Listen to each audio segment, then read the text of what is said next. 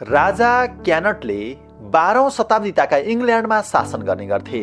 उनको शासनकालमा पनि उनको वरिपरि यस्ता आसेपासेहरू थिए जसले उनको चाहिने भन्दा अधिक प्रशंसा र स्तुतिगान गर्ने गर्दथे, जुन झुट्टा प्रशंसाले गर्दा राजा क्यानट निकै दिगदार भएका थिए। जब जब उनी सभा हलमा प्रवेश गर्दथे उनको गुणगान गाउन सुरु गरिन्थ्यो। कसैले भन्थ्यो, महाराज हजुर त यति महान हुनुहुन्छ कि यो संसारमा आजसम्म हजुर जस्तो कुनै पनि महापुरुष जन्मेको छैन। त्यस्तै मेसोमा अर्कोले थप्दथ्यो, महाराज संसारमा यस्तो काम छैन जुन काम तपाईको वीरताले गर्न असम्भव होस्। तपाईले चाहेमा सबै काम वीरतापूर्वक गर्न सक्नुहुन्छ। कसैले भन्थ्यो, महाराज तपाई त राजाको पनि राजा हो, तपाईले दिएको आदेश नमानी कसैलाई सुखै छैन, जसले पनि तपाईको निर्देशन पालन गर्नै पर्दछ।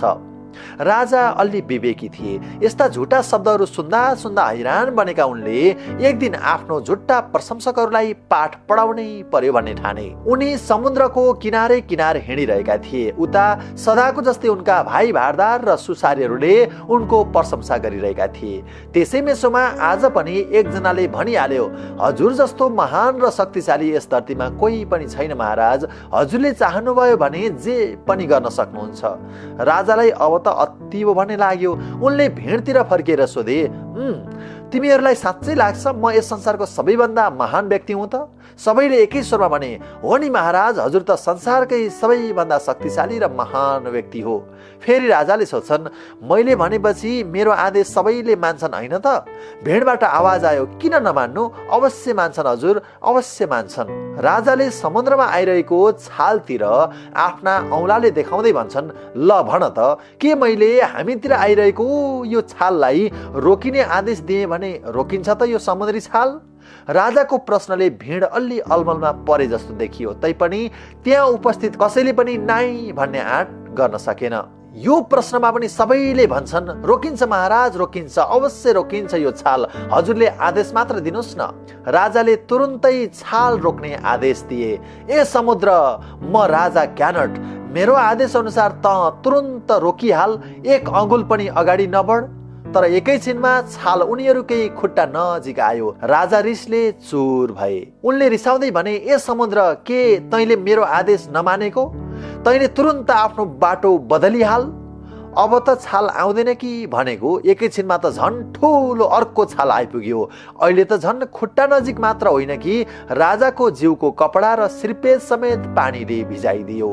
अब भने भिडमा बेचैनी छाउन थाल्यो। लौ बर्बादै भयो। अब राजा रिसाएर के उपद्रो गर्ने हुन्। यस्तै यस्तै अड्कलबाजी गर्दा गर्दै राजाले शान्त भएर भन्छन्, सायद तिमीहरूले आज केही नयाँ कुरा सिक्यौ होला।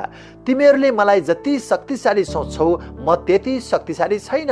म पनि सामान्य मान्छे नै हुँ। राजाको पनि राजा, शक्तिको पनि शक्ति यदि कोही छ भने प्रकृति छ, जसलाई हामीले ईश्वर पनि भन्न सक्छौँ, परमेश्वर पनि भन्न सक्छौँ। यदि प्रशंसा नै गर्नु छ भने मेरो प्रशंसा होइन, उनै अपरम्पार शक्तिका धनी ईश्वरको प्रशंसा गर्ने गर, प्रकृतिको प्रशंसा गर्ने गर।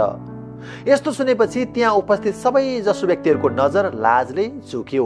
उनीहरूलाई आफूले बोलेका झुट्टा स्तुतिगानका उपरमा पश्चाताप भयो। मित्रहरू, भनिन्छ कि त्यो दिनदेखि राजा क्यानटले आफ्नो शिरबाट सिरपेज सदाको लागि झिकेर कहिल्यै दोस्रो पटक लगाएनन्। यो अर्थमा कि सांसारिक उपलब्धि र प्रसिद्धि भनेको झुट्टा हो। ईश्वरको अगाडि या भनौँ प्रकृतिका अगाडि हामी सबै मानव एकै हौँ। मित्रहरू, सबै कुराहरू हाम्रा हातमा हुँदैनन्। सामान्य अवस्थामा आफ्नै सोच त आफ्नो नियन्त्रणमा हुँदैन भने अरूको के कुरा। अबको 5 सेकेन्डपछि हाम्रो दिमागमा कस्तो कुरा खेल्नेछ भनेर पनि हामी ठोकुवाका साथ भन्न सक्दैनौँ। कसैले भनेको एक भनाइ अझै याद आउँछ मलाई। जब बच्चा थिएँ सोच्थेँ कि संसार बदल्नेछु। जब अलि हुर्केँ थाहा पाएँ कि संसार बदल्न नसकिने रहेछ, कम्तीमा देश त अवश्य बदल्छु। जब अलि जाने बुझ्ने भएँ, देश बदल्न पनि गाह्रो रहेछ। अब समाज भए पनि बदल्नु पर्यो। जब बुढेसकाल लाग्यो, थाहा पाएँ कि समाज बदल्न पनि नसकिने रहेछ। बरु कम्तीमा आफ्नो परिवार त बदल्छु। मैले आफ्नो परिवारका सदस्यहरूलाई बदल्न खोजेँ। मेरो केही सिप लागेन। परिवारलाई पनि बदल्न नसकिने रहेछ। अहिले म जीवनको अन्तिम घडीमा छु। बल्ल मलाई थाहा भयो कि बदल्नु त मैले आफूलाई पर्ने रहेछ। यदि अरूलाई बदल्ने धुनमा नलागेर आफूलाई बदल्न खोजेका भए के थाहा म बदलिएको देखेर मेरो परिवार बदलिँदो हो, मेरो परिवारमा सकारात्मक परिवर्तन आएको देखेर समाज बदलिँदो हो, के थाहा हाम्रो समाजलाई देखेर देश पो बदलिने थियो कि र यो पनि सम्भावना थियो कि हाम्रो देश बदलिएको देखेर सारा विश्वले पनि आफूलाई बदल्ने निर्णय पो गर्थ्यो कि। तर धिक्कार अहिले मसँग समय छैन, जिन्दगीको घाम डुब्नै आँट्यो, यदि अर्को जुनी पाएछु भने कहिल्यै अरूलाई बदल्न खोज्ने छैन, सुरुमा आफूलाई बदलेर अरूका लागि उदाहरण बन्नेछु।